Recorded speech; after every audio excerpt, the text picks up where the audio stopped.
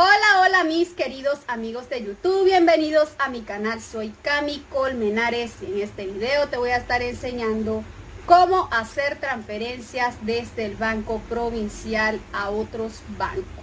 Para ello quiero que te quedes a ver todo el video porque todo va a estar súper interesante. Acompáñame.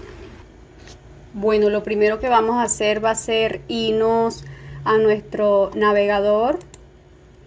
Ya estamos en la página de nuestro banco. Nos vamos a dirigir acá abajo donde dice quiero, que se encuentra en la parte del medio, y le vamos a dar donde dice realizar transferencia. Ahí esperamos, está cargando. Luego de eso vamos a seleccionar donde dice a otros bancos. Vamos a colocar el nombre del beneficiario. Donde dice documento de identificación vamos a colocar el número de cédula.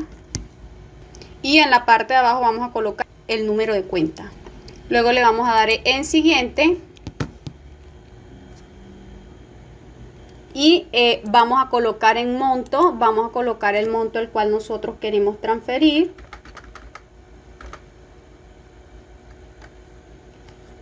Y le vamos a, en concepto vamos a colocar pago. En mi caso yo le coloco pago. Luego le dan en siguiente. Y donde dice fecha de vencimiento vamos a colocar la fecha de vencimiento de nuestra tarjeta.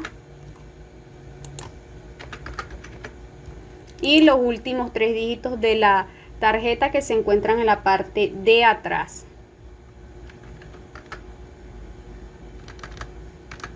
Donde dice introducir la clave especial, van a introducir la clave especial. Le dan en siguiente.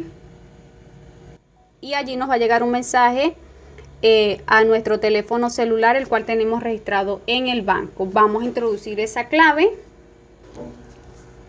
Le damos en siguiente y allí ya hemos transferido. Aquí dice transferencia exitosa.